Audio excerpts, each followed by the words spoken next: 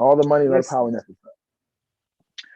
give people the basic necessities of life that should be that we should have. That should be basic rights. So we need adequate housing, a livable wage, and healthcare.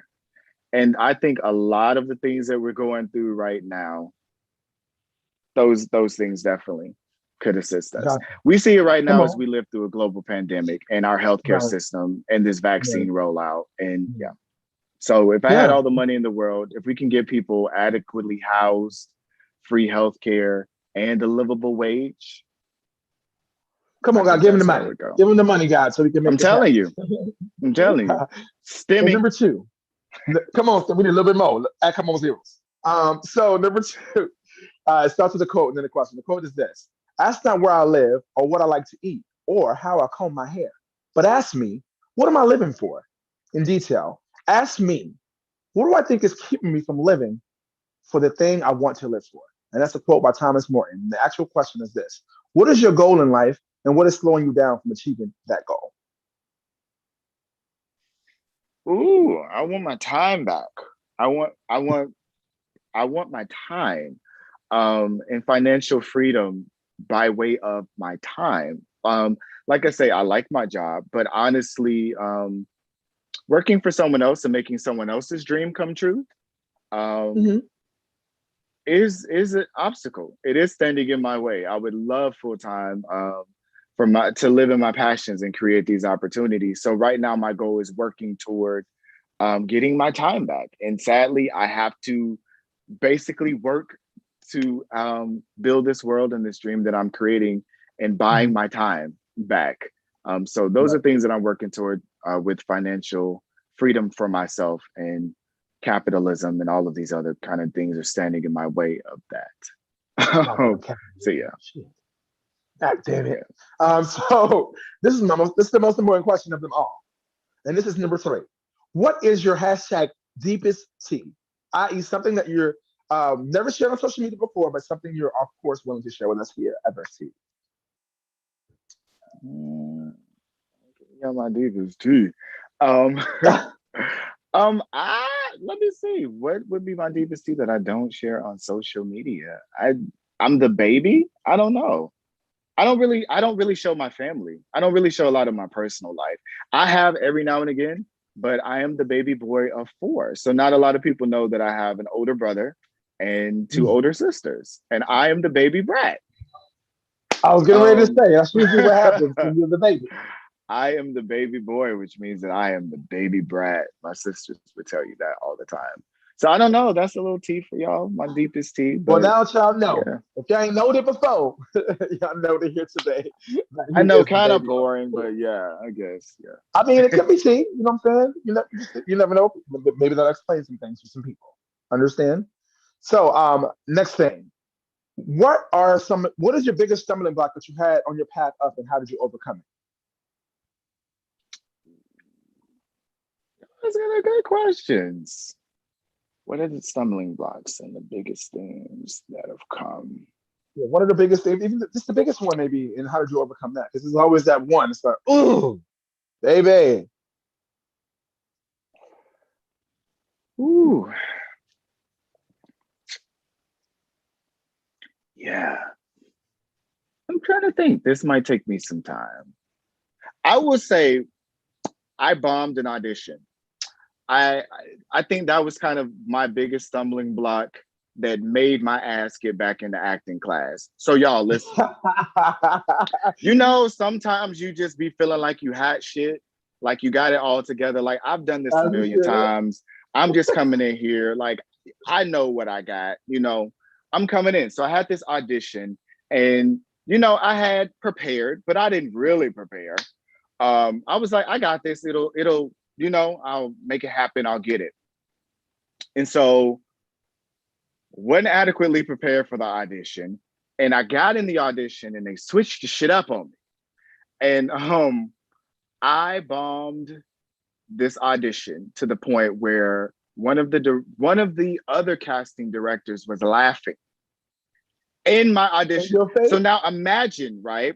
You're on stage. So even going and this was not a closed audition. So this is an audition for theater. So there's a whole front row of people. There's casting people in the back. It's literally like 10, 15 people in the room. And it's completely quiet because they let you, do your actor thing and you get in the zone and you just, and I'm going through my monologue and I hit a point where like I stumbled and I could not recover, forgot everything. And out of the silence is this loud ass laugh. And I'm just like, oh my God, you have got to be kidding me. Are you literally just laughing in the middle of my audition? Literally. So I think that was like one of my biggest stumbling blocks because I, of course, didn't get it. Of course, I didn't get it. If they laughing at you, there's no comeback from that. But I had a really great conversation with one of the other directors, just about being disciplined, about being focused, about taking the craft seriously, about really getting serious. If this is something that you really love to do and you're serious about acting, you cannot rely on being cute. You cannot rely on like the fact that you think that you hot shit, that you're gonna come in here and get it because you are all of this, but you really have to love it and be dedicated to the craft. And you're never too old to get back in class and really, really work on it. Because y'all, when that man bust out laughing at me, the Duval in me wanted to come off that stage. I told you, like, bro, it's Floridian. I told you. The Duval in me wanted to come out there and be like, bro, did you just literally laugh in the middle of me trying to be dramatic? Like, that's in really, New York. Hold up, in front of all these people? Like, this is what we doing, dude? This is what we doing? What we doing? Right. But I deserved it. I really deserved it. And it was a kick in my ass to be like, if you really want to take this seriously and you want to get on the stage and entertain and be an actor, then you got to take this seriously. And it was literally, like I said, I've been doing this since I was a kid. And this was like in me being an adult. Like, I got this. I could come in here. I really don't have to memorize these sides and this audition piece. Ooh, trust me. I got my ass handed to me that day. And that man went about his day probably telling everybody that story. He laughed at me. But guess what? Look at me now, right? Okay. That laugh turned me into brought me together. So sometimes we need that little tough love. Okay. Yes. So last question is this: what is something that you would want to be left in a legacy of a time capsule for your work? Oh my God. Now I see how people feel when they get asked these legacy questions. And I'm like, I'm only 34. I'm 34 too. Come on. You're building a legacy here. Talk to me. What do you want to leave in the legacy time capsule with all of the amazing things you're doing? Oh my God. I just want to leave the work behind. I want the work to speak for myself, but I want people to know that I'm a full human being. So I've had my faults. I've made my mistakes. I did my best. I loved hard. That I lived. I really, really, really lived a life. I lived a life that I never thought would be here. And I'm amazed at the life that I'm living right now. But as far as in terms of legacy, of course, I would leave behind my work. I'm also a published poet and writer, so you can find my work that I'm leaving behind in Black Gay Genius, as well as another poetry anthology that's out there, even with CNP.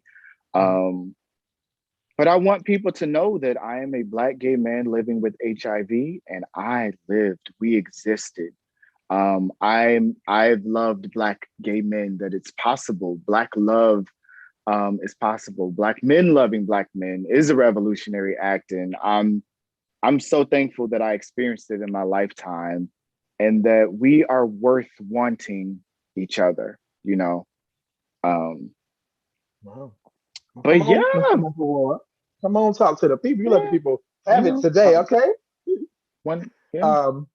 Yeah, no worries. But you know what? Thank you for that. First and foremost, ladies and gentlemen, Mr. Michael Ward's in the building. Tell the people where to find you if they want to find out more. If they want to look you up and find you, let people know. Follow me on all the socials at Michael X Ward, michaelxward.com, Facebook, Instagram. I ain't on Snapchat like that, but I'm on there if you happen to find me. On there, bgsah.com_BGSAH. That's right, y'all. And this has been all the tea right here with Verse TV. Again, your boy at Troy Weeks Music on everything. You can follow us at Verse TV on everything. Go to our website, go to our link tree, all that good stuff. And he's going to be with us all week long. So make sure you guys check out the interview. Make sure you follow my guy, Michael Ward. And, there'll be more to come. I'm sure he'll be come back as a guest host at some point. And just be on the lookout for him. Be on the lookout for him. And let's catch me, join me as we join in on one of these every 2 weeks Fridays that they have going on, so we could be a part of the conversation and make it happen. So yes, we're getting ready to make that happen. So ladies and gentlemen, thank you guys so much for tuning in. Again, this is week 100 CN in Spanish. Okay, week 100. All right. And so we made history today right here on Mr. Michael Ward here on Verse TV. So thank you guys so much, and I'll be sure to be sure to like, comment, subscribe, and share, because you can do all those amazing things, but you don't share it, people don't know. You know what I'm saying? So share it with the peoples. And we'll see you guys when next week for the same thing, same time, same place. Thank you guys so much for tuning in.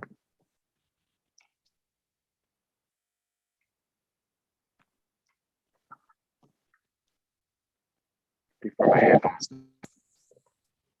The other one's died, huh? Well, it still says live on YouTube, man, just so you know. Your other one's